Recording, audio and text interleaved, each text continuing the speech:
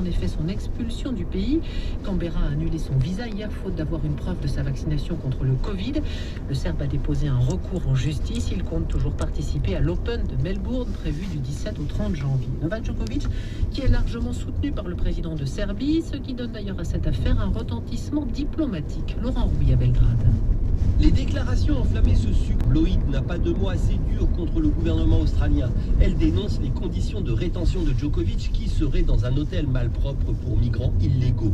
La mésaventure de Djokovic a même été comparée au calvaire du Christ. Cet après-midi, la famille du joueur a donné une conférence de presse pendant laquelle Srdjan, le père de Novak, a adressé quelques noms d'oiseaux au Premier ministre australien. Une petite manifestation de soutien a aussi eu lieu devant le Parlement serbe. Elle faisait écho à un rassemblement en Australie de supporters de Djokovic devant l'hôtel dans lequel il est retenu. Laurent Rouy, Belgrade, France Info. À noter que le joueur possède un passeport diplomatique qui lui... Et puis l'état de santé de Salah Abdeslam posait également problème alors que Salah Abdeslam vient d'avoir le Covid. Son avocate demandait une contre-expertise médicale. Finalement, Mathilde Lemaire, on en est où ce soir ? Eh bien, écoutez, 3 heures de délibéré après 2h30 de débat. Et à l'instant, on apprend donc dans la voix de Jean-Louis Périas, le président de cette cour d'assises spéciale, une ordonnance. Il ordonne une contre-expertise médicale par 2 experts, un de la Pitié-Salpêtrière, l'autre de l'hôpital Gustave Roussely. La mission de ces médecins, examiner l'accusé Abdeslam et déterminer son état de santé actuel et la date à laquelle il sera apte sanitairement et médicalement à comparaître avec des observations précises exigées sur sa contagiosité éventuelle.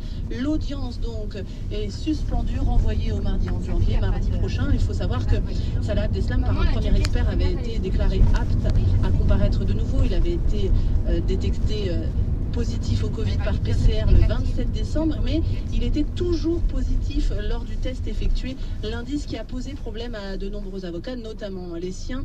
Les avocats de défense, par exemple, ont demandé au président tout à l'heure lors du débat: Monsieur le Président, si vous étiez vous-même toujours positif et que vous toussiez comme tous Salah Abdeslam à 2 cm de ses co-accusés, iriez-vous, Monsieur le Président, dans un repas de famille, avait demandé une des avocates. Et donc finalement, même côté partie civile, les avocats demandaient qu'on soit raisonnable pour la plupart avec ces impératifs sanitaires et qu'on attende encore quelques jours. Le parquet, lui, voulait qu'on avance et qu'on suive les directives gouvernementales, la première expertise et que le procès continue.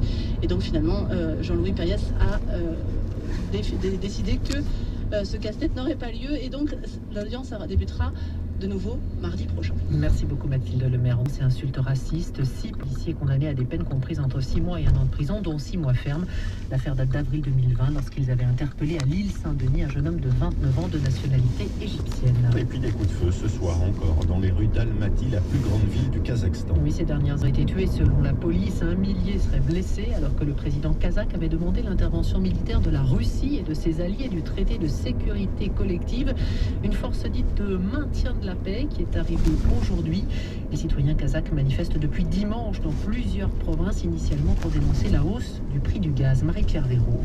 Blessés, les autorités affirment mener une opération antiterroriste. Des bâtiments administratifs ont été incendiés, la résidence présidentielle également. Des carcasses de voitures jonchent les rues d'Almaty. De nombreux commerces, notamment un magasin de vente d'armes, ont été pillés. Et la situation reste extrêmement tendue. Les troubles ont gagné plusieurs villes, mais il est encore difficile d'avoir une vision d'ensemble alors qu'Internet et le téléphone restent coupés. Marie-Pierre Véraud, comme il l'avait annoncé à la Maison-Blanche, Donald Trump a créé et répandu un tissu de mensonges à propos de l'élection de 2020 à scène Joe Biden, ajoutant qu'il ne laisserait personne mettre un couteau sous la gorge de la démocratie. Fin de citation. Olivia Ferrandi pour l'info. Positif au Covid-19, combien de temps dure mon isolement ? Si vous êtes totalement vacciné ou que vous avez moins de 12 ans, alors vous n'avez pas besoin de vous isoler.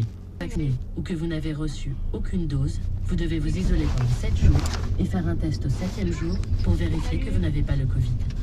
Ceci est un message du ministère de la Solidarité et de la Santé.